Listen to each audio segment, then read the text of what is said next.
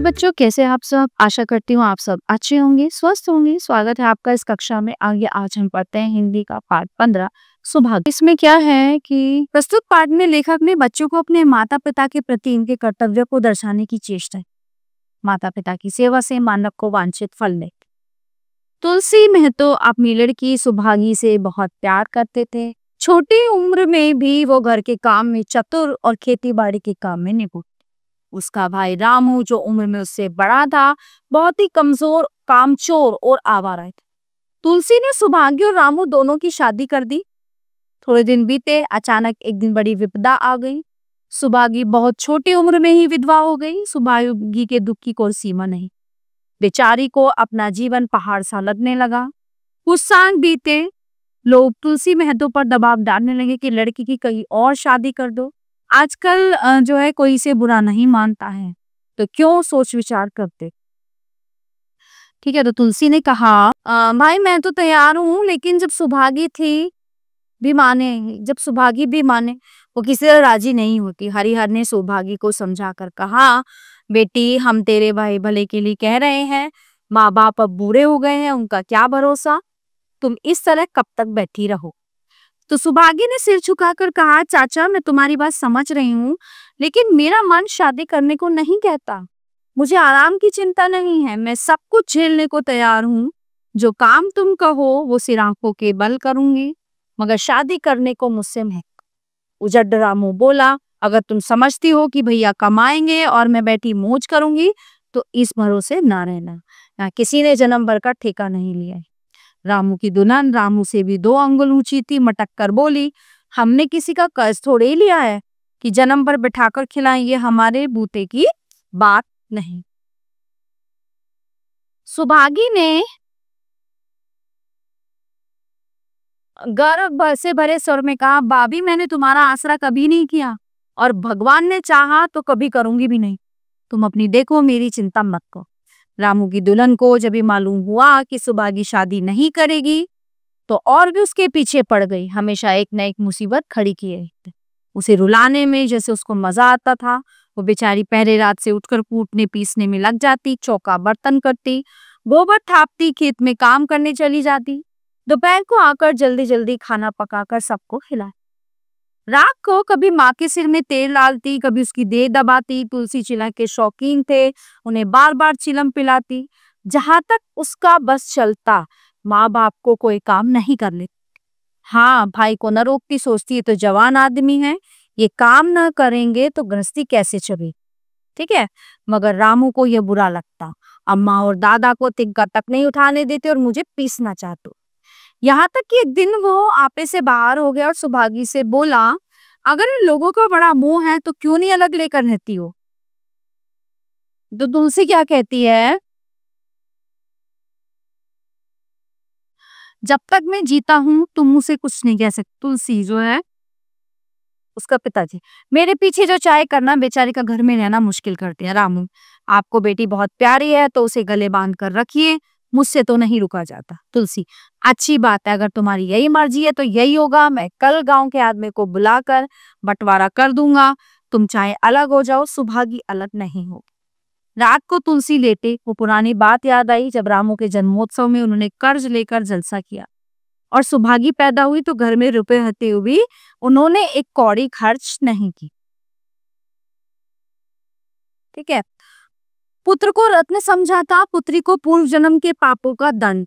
वो रत्न कितना कठोर निकला और ये दंड कितना मंगलमय। दूसरे दिन महतो ने गांव के आदमियों को जमा करके कहा कि पंचों, अब रामू का और मेरा एक घर में निभा नहीं होता। मैं चाहता हूं कि तुम लोग इंसाफ से जो कुछ मुझे दे दो वो लेकर मैं अलग हो जाऊं। रात दिन की किचकिच अच्छी नहीं। गांव के मुखिया बाबू सज्जन सिंह बड़े सज्जन पुरुष थे। उन्होंने रामू को बुलाकर पूछा, क्यों जी तुम अपने बाप से अलग रहना चाहते हो? तुम्हें शर्म नहीं आती? एक औरत के कहने से माँ बाप को अलग किए देते हो। राम राम, रामू ने रिटाई के साथ कहा, जब एक साथ गुजर न हो तो अलग हो जाना ही अच्छा है ना। रोज घर में कलेश हो तो इससे तो ये सही है। सज्जन सिंह, तुमको एक साथ रहने में क्या कष्ट होता है? रामू, साहब मेरा इनके साथ निभाना होगा, बस मैं और कुछ नहीं जानता। ये कहता रामू वहां से चलता। तुलसी, देख लिया आप लोगों ने इसका मिजाज, है ना? आप चाहे 4 हिस्सों में से 3 हिस्से उसे दे दें, पर अब मैं इस दुष्ट के साथ ना रहूंगा। भगवान ने बेटी को दुख दे दिया, नहीं तो मुझे खेती बाड़ी लेकर क्या करना था। जहाँ रहता वहां कमाता खाता, भगवान ऐसा बेटा बेटा बैरी को भी न। सहसा सुभागी आकर बोली, दादा ये सब बंटवारा मेरे कारण ही तो हो रहा है, मुझे क्यों नहीं अलग कर देते? मैं मेहनत मजदूरी करके अपना पेट पाल लूंगी, अपने से जो कुछ बन पड़ेगा तुम्हारी सेवा करती रहूंगी, पर रहूंगी अलग। ये घर का 12 बाट होते मुझसे नहीं देखा जाता, मैं अपने माथे ये कलंक नहीं लेना चाहती। तुलसी ने कहा, बेटी हम तुम्हें नहीं छोड़ेंगे चाहे संसार छूट जाए। रामू का मैं मुंह नहीं देखना चाहता, इसके साथ रहना तो दूर रहा, जो कपूत हो गया उससे क्या लेना देना। बंटवारा होते ही महतो और लक्ष्मी को मानो पेंशन मिल गई। पहले तो दोनों सर्विस सुभागी के मना करने पर भी कुछ करते ही रहते थे, पर अब उन्हें पूरा विश्राम था। पहले दोनों दूध घी को तरसते थे, सुभागी ने कुछ रुपए बचाकर एक भैंस ले ली। बूढ़े आदमियों की जान तो उनका भोजन है, अच्छा भोजन न मिले तो भी किस आधार पर नहीं। चौधरी ने बहुत विरोध किया, कहने लगे घर का काम यूं ही क्या कम है कि तुमने नया झंझट ले लिया। सुभाग्य ने समझाते हुए कहती, दादा दूध के बिना मुझे खाना अच्छा नहीं लगता। लक्ष्मी ने हंसकर कहा, बेटी तुम झूठ कब से बोलने लगी, कभी दूध हाथ से तो छूती नहीं हो, खाने की कौन कहे सारा दूध हम लोगों के पेट में ठूस देती हो। गांव में जहां देखो सबके मुंह से सुभागी की तारीफ, लड़की नहीं देवी है, 2 मर्दों का काम भी करती है, उस पर माँ बाप की सेवा भी किए जाती। सज्जन सिंह तो कहते ये उस जन्म की देवी है, मगर शायद मैं तो कोई सुख बहुत दिन तक भोगना नहीं लिखा था। 7-8 दिन से महतो को जोर का बुखार चढ़ा हुआ था, देह पर कपड़े का तार भी नहीं रहने देते। लक्ष्मी बैठी रो रही है, सुभागी जो है पानी लिए खड़ी है। अभी एक क्षण पहले महतो ने पानी मांगा था, पर जब तक वो पानी लाए तब तक उनके हाथ पांव ठंडे हो गए। सुभागी उनकी दशा देखते ही रामू के घर गई और बोली, भैया चलो देखो आज दादा न जाने कैसे हुए जाते, 7 दिन से उनका ज्वर यानी बुखार नहीं उतरा है। ठीक है, तो रामू ने चारपाई पर लेटे लेटे कहा, तो क्या मैं डॉक्टर हकीम हूँ कि देखने चलूं? जब तक अच्छे थे तब तक तो उनके गले का हार बनी हुई थी, अब जब मरने लगे तो मुझे बुलाने आई हो। सुभागी ने फिर उससे कुछ न कहा, सीधे सजन के पास गई। सज्जन सिंह ने जो ही महतो की हालत सुनी तुरंत सुभागी के साथ भागे चले आए। या पहुंचे तो महतो की दशा और भी खराब हो चुकी थी। ठीक है, नारी देखी तो बहुत धीमी थी, समझ गए कि जिंदगी के दिन पूरे हो गए। सजल नेत्र होकर मेहर बोले, मैं तो भाई कैसी तबीयत है? मैं तो जैसे नींद से जाकर बोले, बहुत अच्छी है भैया, अब तो चलने की बेला है। सुभागी के अब तुम ही हो, उसे तुम ही को सौंपे जाता हूँ। सज्जन सिंह ने रोते हुए कहा, भैया मैं तो घबराओ मत, भगवान ने चाहा तो तुम अच्छे हो जाओ। सुभागी को तो मैंने हमेशा अपनी बेटी ही समझा है और जब तक जीऊंगा ऐसा ही समझता रहूंगा। तुम निश्चिंत रहो, कुछ और इच्छा हो तो वो भी कह दो। मैं तो ने विनीत नेत्रों से देखकर कहा, और नहीं कहूंगा भैया, भगवान तुम्हें सदा सुखी रखे। सजन, रामू को बुलाकर लाता हूँ, उससे जो भूल चूक हुई क्षमा कर दो। मैं तो नहीं भैया, उस पापी का मुंह मैं नहीं देखना चाहता। इसके बाद गोदान की तैयारी होने लगी। रामू को गांव भर ने समझाया पर वो अंत्येष्टि करने पर राजी नहीं हुआ। कहा, जिस पिता ने मरते समय मेरा मुंह देखना स्वीकार न किया वो मेरा न पिता है और न मैं उसका पुत्र। सुभागी ने दाह क्रिया की। इन थोड़े से दिनों में सुभागी ने न जाने कैसे रुपए जमा कर लिए थे कि जब 13वीं का सामान आने लगा तो गांव वालों की आंखें खुल गईं। कपड़े, बर्तन, घी, शक्कर सभी सामान जमा हो गए। रामू देख देख जलता था, सुभागी भी उसे जलाने के ही लिए सबको ये सामान दिखाती। लक्ष्मी ने कहा, बेटी घर देखकर खर्च करो, अब कोई कमाने वाला नहीं बैठा। तो सुभागी बोली, बाबूजी का काम तो धूमधाम से ही होगा अम्मा, चाहे घर रहे या जाए। बाबूजी फिर थोड़े ही आएंगे, मैं भैया को दिखा देना चाहती हूँ कि अबला क्या कर सकती है। वो समझते होंगे इन दोनों के लिए कुछ न होगा, उनका एक घमंड इन दोनों के किए कुछ न होगा, उनका ही घमंड मैं तोड़ दूंगी। लक्ष्मी चुप रही। 13वीं के दिन सारे गांव के लोगों का भोज हुआ, चारों तरफ वाहवाही मच गई। पिछले पहर का समय था, लोग भोजन करके चले गए थे। लक्ष्मी थककर सो गई थी, केवल सुभागी बनी हुई चीजें उठा उठा कर रख रही थी कि ठाकुर सज्जन सिंह ने आकर कहा, अब तुम भी आराम करो, सवेरे ये सब काम आए। तो सुभागी ने कहा, अभी थकी नहीं हूँ दादा, आपने जोड़ लिया, कुल कितने रुपए खर्च हुए? सजन, ये पूछकर क्या करोगी बेटी सुबह? कुछ नहीं, बस यूं ही। कोई 3,000 रुपए होंगे। सुभागी ने सकुचाते हुए कहा, मैं इन रुपयों की देनदार हूं। सजन, तुमसे तो मैं मांगता नहीं, मैं तो मेरे मित्र और भाई थे, उनके साथ कुछ मेरा भी तो धर्म है।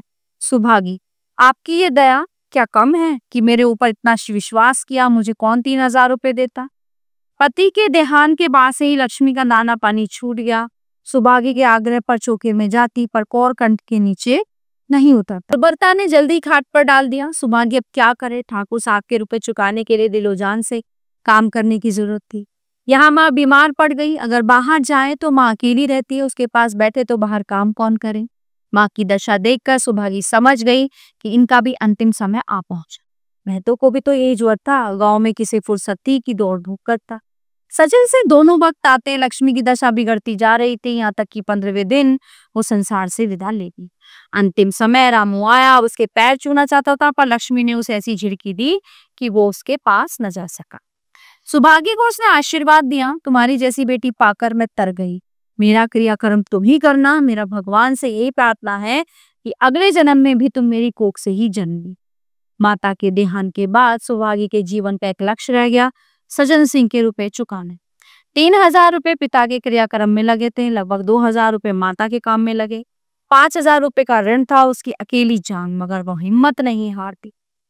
3 साल तक सुभागी ने रात को और दिन को दिन नहीं समझा। उसकी कार्य शक्ति और हिम्मत देखकर लोग दांतों तले उंगली दबाते थे। दिन भर खेती बाड़ी का काम करने के बाद वो रात को आटा पीसती। 30वें दिन 300 रुपये देकर वो सज्जन सिंह के पास पहुंच जाती, इसमें कभी नागा ना पड़ो। जिस दिन सुभागी के ने आखिरी किस्त चुकाई, उस दिन खुशी का ठिकाना न था, आज उसके जीवन के कठोर व्रत पूरा हो। वो चलने लगी तो सज्जन सिंह ने कहा, बेटी तुमसे मेरी एक प्रार्थना है, कहो कहूँ कहो ना कहूँ, मगर वचन दो कि मानो। सुभागी ने कृतज्ञ भाव से देखकर कहा, दादा आपकी बात ना मानूंगी तो किसकी बात मानूंगी, मेरा रोम रोम आपका गुलाम। सजन, अगर तुम्हारे मन में ये भाव है तो मैं ना कहूँ। मैंने अब तक तुमसे इसलिए नहीं कहा कि तुम अपने को मेरे देनदार समझ रही थी, अब रुपए चुक गए, मेरा तुम्हारे ऊपर कोई एहसान नहीं। बोलो कहूँ। सुभागी, जो आपकी जो आज्ञा हो। देखो इनकार न करना, नहीं मैं फिर तुम्हें अपना मुंह न दिखाऊंगा। सुभागी, क्या आज्ञा है। सजन, मेरी इच्छा है कि तुम मेरे घर की बहू बनकर मेरे घर को पवित्र करो। मैं जात पात में विश्वास करता हूँ, मगर तुमने मेरे सारे बंधन तोड़ दिए। मेरा लड़का तुम्हारे नाम का पुजारी है, तुमने उसे देखा है, बोलो मंजूर करती हूँ। सुभागी, दादा इतना सम्मान पाकर पागल हो जाऊंगी। सजन, तुम्हारा सम्मान भगवान कर रहे हैं बेटी, तो साक्षात भगवती का अवतार हो। सुभागी, मैं तो आपको अपना पिता समझती हूँ, आप जो कुछ करेंगे मेरे भले के लिए ही करेंगे, आपका हुक्म कैसे टाल सकती। सज्जन सिंह ने उसके माथे पर हाथ रखकर कहा, बेटी तुम्हारा सुहाग अमर हो, तुमने मेरी बात रख ली। मुझसा भाग्यशाली संसार में और कौन होगा। प्यारे बच्चों, ये पाठ यहीं पे समाप्त होता है। आशा करती हूँ आपको अच्छे से समझ आया होगा। मिलते हैं अगली कक्षा में। धन्यवाद।